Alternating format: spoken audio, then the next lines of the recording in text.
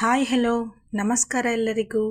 ಅಭಿವ್ಯಕ್ತಿ ಕಥಾಲೋಕಕ್ಕೆ ಆತ್ಮೀಯವಾದ ಸ್ವಾಗತ. ಉಸಿರಾದೆ ನೀ ಜೀವಕ್ಕೆ 97ನೇ ಸಂಚಿಕೆಯನ್ನು ಶುರು ಮಾಡೋಣ.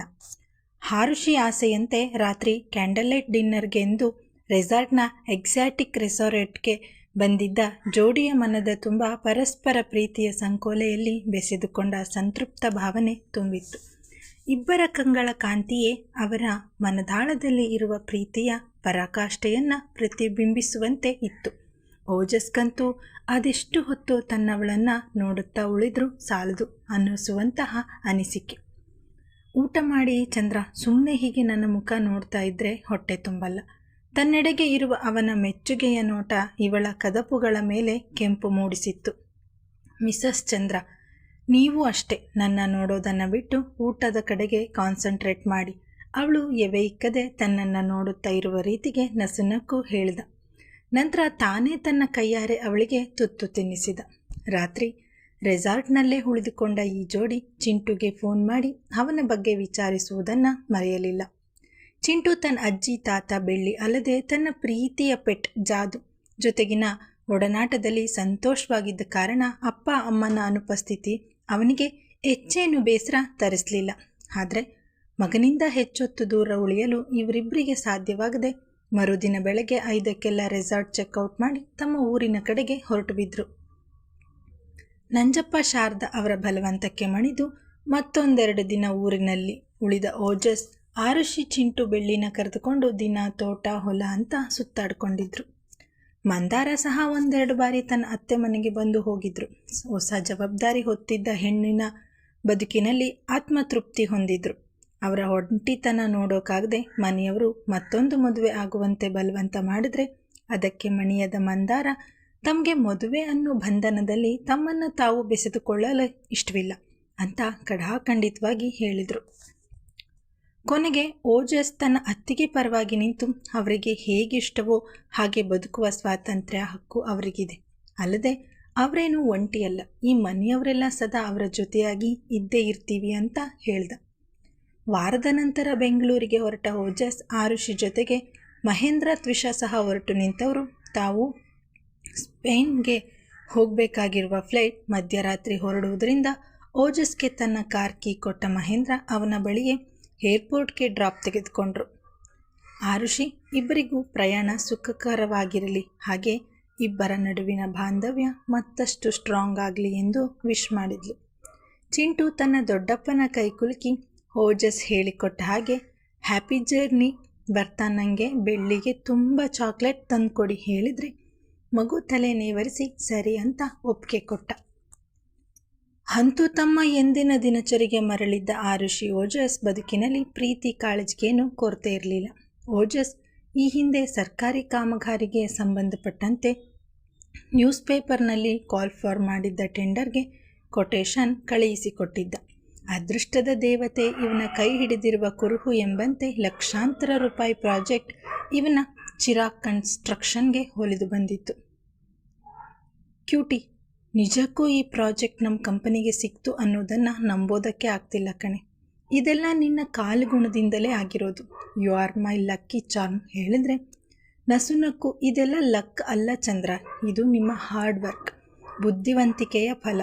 ಈ ಪ್ರಾಜೆಕ್ಟ್ ಸಿಕ್ಕಿದೆ ಅನ್ನೋ ಖುಷಿಗಿಂತ ಇದನ್ನು ಒಳ್ಳೆ ರೀತಿಯಲ್ಲಿ ಮುಗಿಸಿಕೊಡುವ ಬಾಧ್ಯತೆ ನಮ್ಮ ಮೇಲಿದೆ ಅಲ್ವಾ ಚಂದ್ರ ಕೇಳಿದ್ರೆ ಹ್ಞೂ ಅಂತ ತಲೆ ಆಡಿಸಿದವನು, ಎಷ್ಟೇ ಕೆಲಸ ಇರಲಿ ಮೇಡಮ್, ಆಗಾಗ ನಿಮ್ಮಿಂದ ಎನರ್ಜಿ ಬೂಸ್ಟರ್ಸ್ ಸಿಗ್ತಾ ಇದ್ದರೆ ಯಾವ ತೊಂದರೆಯೂ ಇಲ್ಲದೆ ಎಲ್ಲ ಕೆಲಸವನ್ನು ಸುಸೂತ್ರವಾಗಿ ಮುಗಿಸಿಕೊಡ್ತೀನಿ ಎಂದು ಹೇಳಿ ತನ್ನ ಮಡದಿಯನ್ನು ಬಳಸಿ ಅವಳ ತುಟಿಗಳ ಮೇಲೆ ಸಣ್ಣ ಮುತ್ತಿಟ್ಟು ಬಿಟ್ಟ.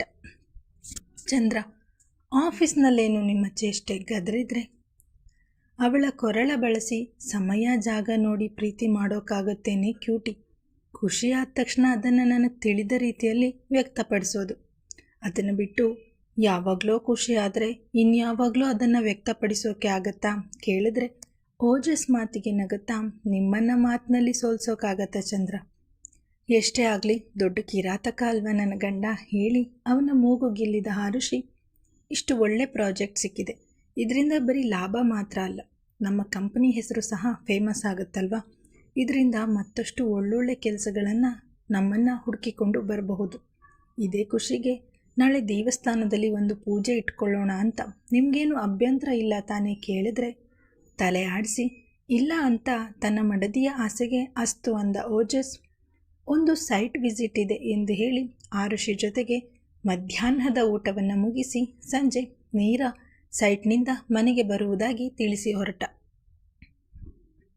ಸಂಜೆ ತನ್ನ ಸ್ಕೂಟಿಯಲ್ಲಿ ಆಫೀಸ್ನಿಂದ ಹೊರಟ ಆರುಷಿ ಮನೆಗೆ ಹೋಗುವ ದಾರಿಯಲ್ಲಿ ಚಿಂಟು ಇಷ್ಟಪಡುವ ಸಿಹಿ ತಿಂಡಿಯನ್ನು ಖರೀದಿ ಮಾಡಿ ಮನೆ ತಲುಪುತ್ತಲೇ ಮಗನನ್ನು ಮುದ್ದಿಸಿ ಮನೆಯವರಿಗೆಲ್ಲ ತಾನು ತಂದಿದ್ದ ಸಿಹಿ ತಿನಿಸನ್ನು ಪ್ಲೇಟ್ನಲ್ಲಿ ಹಾಕ್ಕೊಟ್ಟು ತನ್ನ ತಂದೆ ತಾಯಿಗೆ ಹೊಸ ಪ್ರಾಜೆಕ್ಟ್ ಸಿಕ್ಕಿರುವ ವಿಚಾರ ತಿಳಿಸಿ ತನ್ನ ಅತ್ತೆ ಮಾವನಿಗೂ ಫೋನ್ ಮಾಡಿ ವಿಷಯ ತಿಳಿಸಿದ್ಲು. ತುಂಬ ಸಂತೋಷ ಆರು, ಆದರೆ ನಿನ್ನ ಕಡೆಯಿಂದ ಯಾವಾಗ ಸಿಹಿ ಸುದ್ದಿ ಸಿಗೋದು? ತನ್ನ ಅತ್ತೆ ಮಾತಿಗೆ ನಸುನಕ್ಕು ಸುಮ್ಮನಾದ್ಲು. ಆದರೆ ಚಿಂಟು ತಾನೇ ಸಿಹಿ ತಿನ್ನಿಸುತ್ತಾ ಅತ್ತೆ ಜೊತೆಗೆ ಫೋನ್ ಲೌಡ್ ಸ್ಪೀಕರ್ನಲ್ಲಿ ಹಾಕಿ ಮಾತನಾಡುತ್ತಾ ಇದ್ದ ಕಾರಣ ಶಾರದಾ ಅವರ ಮಾತು ಜಲಜ ಅವರ ಕಿವಿಗೂ ಬಿದ್ದಿತ್ತು. ತಕ್ಷಣ ಅವರ ಮುಖದಲ್ಲಿ ಬೇಸರ ಬಿಗಿದುಕೊಂಡಿದ್ದನ್ನು ಗಮನಿಸಿದ ಆರುಷಿ ಚಿಂಟುಗೆ ತಾತನ ಕೈಯಲ್ಲಿ ಸಿಹಿ ತಿನ್ನಿಸ್ಕೊ, ನನಗೆ ಸ್ವಲ್ಪ ಕೆಲಸ ಇದೆ ಎಂದು ಹೇಳಿ ತನ್ನ ತಾಯಿಯನ್ನು ರೂಮ್ಗೆ ಕರೆದುಕೊಂಡು ಹೋಗಿ, ನನ್ನ ಅತ್ತೆ ಮಗು ವಿಷಯ ಮಾತಾಡಿದಾಗೆಲ್ಲ ನೀನು ಯಾಕೆ ಹೀಗೆ ಮುಖ ಗಂಟು ಮಾಡ್ಕೋತೀಯ ಕೇಳಿದ್ರೆ ಕಣ್ಣೀರು ಮಿಡಿದ ಜಲಜ ಅವರು, ನಿನ್ನ ಅತ್ತೆ ಒಬ್ಬರು ಹೆಣ್ಣಾಗಿ ಮತ್ತೊಂದು ಹೆಣ್ಣಿನ ನೋವು ಸಂಕಟವನ್ನು ಅರ್ಥ ಮಾಡಿಕೊಳ್ತಾ ಇಲ್ವಲ್ಲ, ಅದೇ ಬೇಜಾರು ಆರು ಹೇಳಿದರೆ. ನಿಟ್ಟುಸಿರು ಬಿಟ್ಟು, ಯಾವ ನೋವು, ಯಾವ ಸಂಕಟ ಅಮ್ಮ? ನಾನು ನನ್ನ ಗತಕಾಲದ ಕರಾಳ ದಿನಗಳನ್ನು ಮರೆತು ಈಗ ತುಂಬ ಮುಂದೆ ಬಂದುಬಿಟ್ಟಿದ್ದೀನಿ ಅಮ್ಮ. ನಿಮಗೆ ತಿಳಿದಿರಲಿ ಅಂತ ಈ ಮಾತು ಹೇಳ್ತಾ ಇದ್ದೀನಿ. ನಾನು ಚಂದ್ರ ಅವರನ್ನು ಮನಸಾರಿ ಪ್ರೀತಿಸ್ತಾ ಇದ್ದೀನಿ. ನೀನೇ ಹೇಳಮ್ಮ, ನನ್ನ ಸಂತೋಷಕ್ಕಾಗಿ ನನ್ನ ಮಗನ ಖುಷಿಗಾಗಿ ಏನು ಬೇಕಾದರೂ ಮಾಡೋಕ್ಕೆ ಯಾವಾಗಲೂ ರೆಡಿ ಇರುವ ವ್ಯಕ್ತಿಯ ಮೇಲೆ ನನಗೆ ಪ್ರೀತಿ ಆಗದೆ ಇರೋಕ್ಕೆ ಹೇಗೆ ಸಾಧ್ಯ ಕೇಳಿದ್ರೆ. ಮಗಳ ಕೈ ಹಿಡಿದು, ನೀನು ಹೇಳ್ತಾ ಇರೋದು ನಿಜಾನ ಮಗಳೇ ಕೇಳಿದ್ರೆ ಹೌದು ಅನ್ನುವಂತೆ ತಲೆ ಆಡಿಸಿದ ಹುಡುಗಿ, ನನ್ನ ಅತ್ತೆ ಆಸೆ ಕೂಡ ತಪ್ಪು ಅಂತ ಹೇಳೋಕ್ಕಾಗಲ್ಲ ಅಲ್ವಾ ಅಮ್ಮ. ಈಗ ನಾನು ನನ್ನ ಹೊಸ ಬದುಕಲ್ಲಿ ನಿಜವಾಗ್ಲೂ ತುಂಬಾ ಖುಷಿಯಾಗಿದ್ದೀನಿ. ದೇವರಿಗೆ ನನ್ನ ಮೇಲೆ ಕೊನೆಗೂ ಕರುಣೆ ಬಂತಲ್ಲ.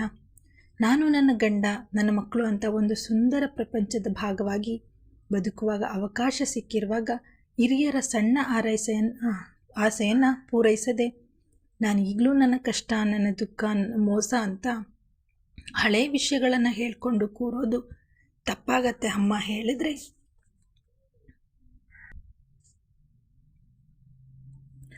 ಮಗಳು ತನ್ನ ಬದುಕಲ್ಲಿ ಮುಂದುವರೆದಿದ್ದಾಳೆ ಅನ್ನೋ ವಿಷಯವೇ ಆ ಹೆತ್ತ ಜೀವಕ್ಕೆ ಸಂತಸ ಕೊಟ್ಟಿತ್ತು. ನೀನಿಷ್ಟು ಹೇಳಿದ ಮೇಲೆ ನನಗೆ ಇನ್ಯಾವ ಚಿಂತೆಯೂ ಇಲ್ಲ ಮಗಳೇ. ನೀನು ಓಜಸ್ 100 ಕಾಲ ಖುಷಿಯಾಗಿ ಜೊತೆಯಾಗಿರಿ ಅನ್ನೋದು ನನ್ನ ಆರೈಕೆ ಕೂಡ ಹೇಳಿ ಹೊರಗೆ ಹೋದರು. ರಾತ್ರಿ ತಡವಾಗಿ ಮನೆಗೆ ಹಿಂದಿರುಗಿದ ಓಜಸ್ಗೆ ತಾನೇ ಊಟ ಬಡಿಸುತ್ತಾ ಚಿಂಟು ತನ್ನ ಪಪ್ಪನಿಗಾಗಿ ಕಾಯುತ್ತಾ ಹಾಗೆ ಮಲಗಿಬಿಟ್ಟಿದ್ದಾನೆ ಅಂತ ಹೇಳಿ ಹಾಗೆ ಆಫೀಸ್ ವಿಷಯ ಮಾತನಾಡುತ್ತಾ ಇರುವಾಗ ಅವನು ಆಫೀಸ್ ವಿಷಯ ಮನೆಯಲ್ಲಿ ಮಾತಾಡಿದ್ರೆ ಪಾಪ ಬರುತ್ತೆ ಡಾರ್ಲಿಂಗ್ ಹೇಳಿ ಅವಳ ಕೈ ಹಿಡಿದು ತನ್ನ ಮಡಿಲಲ್ಲಿ ಕೂರಿಸ್ಕೊಂಡು ನಿಂದು ಊಟ ಆಯ್ತಾ ಹೇಳ್ದ. ಇಲ್ಲ ಅಂತ ತಲೆ ಆಡಿಸಿದ ಹುಡುಗಿಗೆ ತಾನೇ ತುತ್ತು ತಿನ್ನಿಸಲು ಹೋದಾಗ, ಏನಿದು ಚಂದ್ರ, ಅಪ್ಪ ಅಮ್ಮ ಇನ್ನೂ ಮಲಗಿಲ್ಲ ಅನಿಸುತ್ತೆ. ಅಪ್ಪ ತಡರಾತ್ರಿಯವರೆಗೂ ಏನಾದರೂ ಓದ್ತಾ ಇರ್ತಾರೆ. ಅವರೇನಾದರೂ ಅಪ್ಪಿತಪ್ಪಿ ರೂಮ್ ಹೊರಗೆ ಬಂದು ನಮ್ಮನ್ನು ಹೀಗೆ ನೋಡಿದ್ರೆ ಏನು ತಿಳಿದುಕೊಳ್ಳಲ್ಲ ಕೇಳಿದ್ರೆ ಅವಳ ಕಿವಿಯ ಒನಪಿಗೆ ಮುತ್ತಿಟ್ಟು, ಪಾಪ ನಮ್ಮ ಹಳಿಯ ಕೆಲಸ ಮಾಡಿ ಸುಸ್ತಾಗಿ ಮನೆಗೆ ಬಂದರೆ ಹೆಂಡತಿ ಗಂಡನಿಗೆ ಸೇವೆ ಮಾಡೋದನ್ನು ಬಿಟ್ಟು ಹೇಗೆ ಅವನ ಕೈಯಲ್ಲೇ ಊಟ ಮಾಡಿಸಿಕೊಳ್ತಾ ಇದ್ದಾಳಲ್ಲ ಅಂತ ನಿನ್ನ ಬೈಕೋತಾರೆ ಅಷ್ಟೆ ಹೇಳಿದ್ರೆ ಅವನೆಡೆಗೆ ಉರಿ ನೋಟ ಬೀರಿ, ನಾನು ನಿಮಗೆ ಕಾಟ ಕೊಡ್ತಾ ಇದ್ದೀನಾ ಕೇಳಿದ್ರೆ ಮೇಲುನಕ್ಕು, ಹ್ಞೂ ಕ್ಯೂಟಿ, ಯಾವಾಗಲೂ ನೀನು ಹೀಗೆ ನನ್ನ ಸನಿಹ ಬಂದು ಸಿಹಿಯಾದ ಕಾಟ ಕೊಡ್ತೀಯ ಹೇಳಿ ತನ್ನ ಮಡದಿಯನ್ನು ಕಾಡಿಸುತ್ತಲೇ ಅವಳಿಗೂ ತುತ್ತು ತಿನ್ನಿಸಿ ತಾನು ಊಟ ಮಾಡ್ದ. ಇವರ ಈ ಅನ್ಯೋನ್ಯ ದಾಂಪತ್ಯವನ್ನು ದೂರದಿಂದಲೇ ನೋಡಿದ ಕುಮಾರ್ ಜಲಜಾ ಅವರು ಮನದಲ್ಲೇ ದೇವರಿಗೆ ಕೃತಜ್ಞತೆ ಸಲ್ಲಿಸಿದರು. ಇತ್ತ ಹಠಕ್ಕೆ ಬಿದ್ದಂತೆ ಗೌತಮಿ ತನ್ನ ಅತ್ತೆ ಹೆಸರಿನಲ್ಲಿದ್ದ ಗಾರ್ಮೆಂಟ್ಸ್ನ ತನ್ನ ಹೆಸರಿಗೆ ವರ್ಗಾಯಿಸಿಕೊಳ್ಳಲು ಬೇಕಾದ ಕಾಗದ ಪತ್ರಗಳನ್ನು ತನ್ನ ಲಾಯರ್ಗೆ ಹೇಳಿ ತಯಾರು ಮಾಡಿಸ್ಕೊಂಡಿದ್ಲು.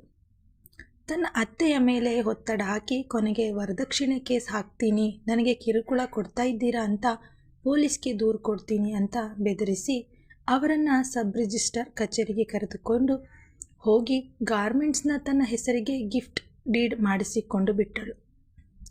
ಯಾವ ಹಣದ ಮದದಲ್ಲಿ ತಮ್ಮ ಸುತ್ತ ಇರುವ ಸಂಬಂಧಗಳನ್ನು ಲೆಕ್ಕಿಸದೆ ಹಣದಿಂದ ಎಲ್ಲರನ್ನೂ ಅಳೆಯುತ್ತಾ ಕಟ್ಟಿಕೊಂಡ ಗಂಡ ಹಾಗೆ ಅವನ ಕುಟುಂಬದ ಸದಸ್ಯರನ್ನೆಲ್ಲ ಕ್ಷುಲ್ಲಕವಾಗಿ ಕಾಣ್ತಿದ್ರೋ, ಇಂದು ಇವರೇ ತಮ್ಮ ವ್ಯವಹಾರದಿಂದ ದೂರ ಉಳಿದು ಖಾಲಿ ಕೈಯಲ್ಲಿ ಮನೆಯ ಒಂದು ಮೂಲೆ ಸೇರಿಬಿಟ್ಟಿದ್ರು.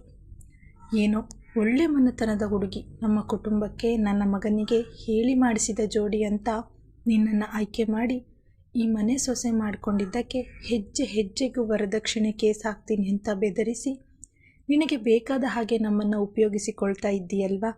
ನಿನಗೆ ನಾಚಿಕೆ ಆಗಲ್ವಾ? ಸೊಸೆಯ ಅತಿರೇಕದ ಕುಹಕ ಬುದ್ಧಿ ಕಂಡು ಕೊನೆಗೂ ಧ್ವನಿ ಏರಿಸಿ ಆದದ್ದಾಗಲಿ ಅಂತ ಅವಳ ಮೇಲೆ ಕೂಗಾಡಿದ್ರೆ ಅವರ ಯಾವ ಪ್ರಶ್ನೆಗೂ ಉತ್ತರ ಕೊಡದೆ, ನೋಡಿ ಅತ್ತೆ, ನನ್ನ ಕಂಡ್ರೆ ನಿಮ್ಗೆ ಇಷ್ಟ ಇಲ್ಲ, ನಾನು ಸರಿ ಇಲ್ಲ ಅನಿಸಿದ್ರೆ ನನ್ನ ಜೊತೆಗೆ ಇರುವ ಕರ್ಮ ಯಾಕೆ? ಧಾರಾಳವಾಗಿ ನೀವು ಮನೆ ಬಿಟ್ಟು ಹೋಗಬಹುದು. ಬೇಕಾದರೆ ನೀವು ನಿಮ್ಮ ಅತ್ತೆನ ಯಾವುದೋ ವೃದ್ಧಾಶ್ರಮದಲ್ಲಿ ಇರಿಸಿದ್ರಂತಲ್ಲ, ಅಲ್ಲೇ ನಿಮ್ಮನ್ನು ಹಾಗೆ ನಿಮ್ಮ ಗಂಡನನ್ನು ಕರೆದುಕೊಂಡು ಹೋಗಿ ದಾಖಲು ಮಾಡಿಸಿ ಬರಲ್ಲ ಕೇಳಿದ್ರೆ, ಒಂದು ಕ್ಷಣ ಜಲಜ ಅವರು ಈ ಹಿಂದೆ ಇವರ ಮನೆಯ ಬಾಗಿಲಲ್ಲಿ ನಿಂತು ತಮ್ಮ ಮಗಳು ಕಾಣೆಯಾಗಿದ್ದಾಳೆ, ಹುಡುಕಿ ಕೊಡಿ ಅಂತ ಕಣ್ಣೀರು ಹಾಕಿ ಬೇಡಿಕೊಳ್ಳುವಾಗ ಇವರು ಅಸಡ್ಡೆಯ ಮಾತಾಡಿ ಅವರನ್ನು ಅವಮಾನಿಸಲು ನೋಡಿದಾಗ, ಅದಕ್ಕೆ ನಿಮ್ಮ ಹತ್ರವೇ ಹಣ ಆಸ್ತಿ ಇದೆ ಅಂತ ಮರಿಬೇಡಿ, ಒಂದಲ್ಲ ಒಂದು ದಿನ ನೀವು ಬೀದಿಗೆ ಬೀಳ್ತೀರ, ನನ್ನ ಮಗಳ ಕಣ್ಣೀರಿನ ಶಾಪ ನಿಮಗೆ ತಟ್ಟದೆ ಬಿಡೋದಿಲ್ಲ ಎಂದು ಹೇಳಿದ್ದ ಮಾತುಗಳು ನೆನಪಾಗಿ, ಅಂದರೆ ಇದೆಲ್ಲ ಅವಳ ಶಾಪದ ಪ್ರತಿಫಲನ ಯೋಚಿಸುತ್ತಾ ಇದ್ದವರಿಗೆ ತಮ್ಮ ಭವಿಷ್ಯವೇ ಕತ್ತಲಾಗಿದೆ ಎಂದು ಅಳು ಒತ್ತರಿಸಿಕೊಂಡು ಬಂದರೆ, ಅಮ್ಮನ ಕಣ್ಣೀರು ಕಂಡು ಕಾಣದಂತೆ ತನ್ನದೇ ಯೋಚನೆಯಲ್ಲಿ ಮುಳುಗಿರುವ ನಿತಿನ್ಗೆ ಈಗ ತನ್ನ ಸ್ನೇಹಿತನ ಸಹಾಯ ಕೋರುವ ಹೊರತಾಗಿ ಬೇರೆ ಇನ್ಯಾವ ದಾರಿಯೂ ಕಾಣದಾಗಿತ್ತು. ತನ್ನ ಕಂಪನಿಯಲ್ಲಿ ಕೆಲಸ ಮಾಡುವ ಇಬ್ಬರು ಸಿವಿಲ್ ಇಂಜಿನಿಯರ್ಗಳ ಸಹಾಯದಿಂದ ಒಂದೆರಡು ಪ್ರಾಜೆಕ್ಟ್ ತನ್ನ ಕೈಗೆ ಸಿಗುವ ಆಸೆಯಲ್ಲಿ ನಿತಿನ್ ಕೊಟೇಶನ್ ತಯಾರಿಸಿದ್ದ. ಆದರೆ ಒಂದು ಕಂಪನಿ ಇವರ ಕೊಟೇಶನ್ ಪ್ರೊಸೀಜರ್ ಪ್ರಕಾರ ಇಲ್ಲ ಅಂತ ರಿಜೆಕ್ಟ್ ಮಾಡಿದರೆ, ಮತ್ತೊಂದು ಕಂಪನಿ ಇವರದ್ದೇ ಲೋ ಕೊಟೇಶನ್ ಇದ್ದರೂ ಇವರ ಕನ್ಸ್ಟ್ರಕ್ಷನ್ ಕಂಪನಿ ವಹಿಸಿಕೊಂಡಿರುವ ಪಂಚತಾರಾ ಹೋಟೆಲ್ ಹಾಗೆ ಒಂದು ಫ್ಯಾಮಿಲಿ ಅಪಾರ್ಟ್ಮೆಂಟ್ ಕಟ್ಟಡ ಅರ್ಧಕ್ಕೆ ನಿಂತಿರುವ ಬ್ಲ್ಯಾಕ್ ಮಾರ್ಕ್ ಇರುವುದರಿಂದ ಇವರ ಕೊಟೇಶನ್ನ ರಿಜೆಕ್ಟ್ ಮಾಡಿದ್ರು. ಓಜಸ್ ಇದ್ದಾಗ ಯಾವುದೇ ತೊಂದರೆ ಇಲ್ಲದೆ ಸರಾಗವಾಗಿ ನಡೆದುಕೊಂಡು ಹೋಗ್ತಿದ್ದ ಬಿಸ್ನೆಸ್ ಈಗ ಪ್ರತಿದಿನವೂ ಒಂದೊಂದು ಹೊಸ ತಲೆನೋವು ತಂದೊಡ್ತಿತ್ತು. ಅತ್ತೆಯ ಹೆಸರಿನಲ್ಲಿ ಇದ್ದ ಗಾರ್ಮೆಂಟ್ಸ್ನ ತನ್ನ ಸುಪರ್ದಿಗೆ ತೆಗೆದುಕೊಂಡ ನಂತರ ಈಗ ಗಂಡನ ಬಿಸ್ನೆಸ್ ಲೆಕ್ಕಾಚಾರದಲ್ಲಿ ಸಹ ತಲೆ ಹಾಕಿದ ಗೌತಮಿ ಈ ನಡುವೆ ಲಾಭಕ್ಕಿಂತ ನಷ್ಟವನ್ನೇ ಹೆಚ್ಚು ಕಾಣುತ್ತಿರುವ ಇವನ ಆನ್ ಕನ್ಸ್ಟ್ರಕ್ಷನ್ಸ್ ಕಂಪನಿಯನ್ನು ಕ್ಲೋಸ್ ಮಾಡೋದೇ ಒಳ್ಳೆಯದು ಅನ್ನುವ ಸಲಹೆ ಕೊಟ್ಟಳು. ಹೆಂಡತಿ ಮೇಲೆ ಏನೇ ಬೇಸರ ಕೋಪ ಇದ್ದರೂ ತನ್ನ ಬಿಸಿನೆಸ್ ವಿಷಯದಲ್ಲಿ ಅವಳು ಕೊಟ್ಟ ಸಲಹೆ ಅವನಿಗೆ ಒಪ್ಪಿಗೆ ಆಗಿತ್ತು. ಸುಮ್ಮನೆ ಲಾಸ್ ಮಾಡಿಕೊಂಡು ಈ ಬಿಸ್ನೆಸ್ ಮುನ್ನಡೆಸೋದ್ರಲ್ಲಿ ಅರ್ಥವೇ ಇಲ್ಲ ಎನ್ನೋದು ಇವನ ಅನಿಸಿಕೆಯೂ ಆಗಿತ್ತು. ಆದರೆ ಏಕಾಏಕಿ ತನ್ನ ಕಂಪನಿ ಮುಚ್ಚೋಕ್ಕೆ ಸಾಧ್ಯವಿಲ್ಲ. ಒಪ್ಪಿಕೊಂಡಿರುವ ಪ್ರಾಜೆಕ್ಟ್ಗಳನ್ನು ಮುಗಿಸಿಕೊಡಬೇಕಾದ ಜವಾಬ್ದಾರಿ ಕಂಪನಿ ಮೇಲಿದೆ.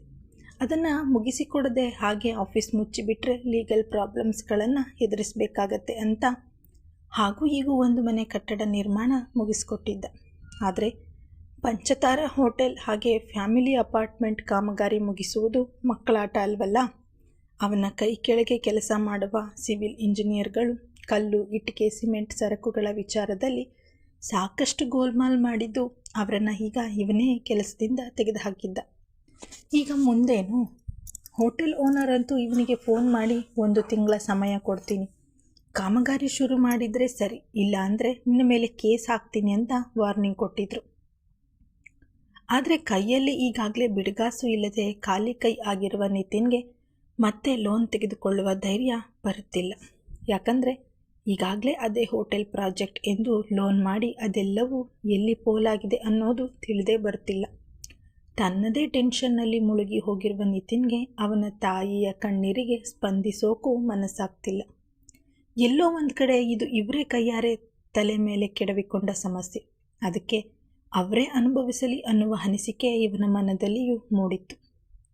ಗೌತಮಿ ತನ್ನ ತಂದೆಯ ಪರಿಚಯದ ಲಾಯರ್ಗೆ ಕರೆ ಮಾಡಿ ತನ್ನ ಗಂಡನ ಕಚೇರಿಯಲ್ಲಿ ಸಾಕಷ್ಟು ನಷ್ಟ ಅನುಭವಿಸುತ್ತಾ ಇರುವ ಕಾರಣ ಹೇಗಿದರಿಂದ ಹೊರಗೆ ಬರಬಹುದು ಎಂದು ಕೇಳಿದಾಗ ಅವರು ಕಂಪನಿಯನ್ನು ಮುಚ್ಚುವ ಬದಲು ಪ್ರಸ್ತುತ ಚಾಲ್ತಿಯಲ್ಲಿ ಇರುವ ಪ್ರಾಜೆಕ್ಟ್ಗಳ ಜೊತೆಗೆ ಅದನ್ನು ಮಾರಾಟ ಮಾಡುವ ಸಲಹೆ ನೀಡಿದರು. ಅದರಂತೆ ಗೌತಮಿ ತಾನೇ ಮುಂದೆ ನಿಂತು ದಿನಪತ್ರಿಕೆಗಳಲ್ಲಿ ತಮ್ಮ ಕನ್ಸ್ಟ್ರಕ್ಷನ್ ಕಂಪನಿ ಮಾರಾಟಕ್ಕಿದೆ ಅನ್ನೋ ಜಾಹೀರಾತು ಹಾಕ್ಸಿದ್ಲು. ಸುಮಾರು 6-7 ತಿಂಗಳ ಹಿಂದೆ ಓಜಸ್ ಈ ಕಂಪನಿಯ ಭಾಗವಾಗಿದ್ದಾಗ ಅದೆಷ್ಟು ಒಳ್ಳೆಯ ಹೆಸರಿತ್ತು ಈ ಕಂಪನಿಗೆ. ಕತೆ ಮುಂದಿನ ಭಾಗದಲ್ಲಿ ಮುಂದುವರಿಯುತ್ತದೆ. Thank you.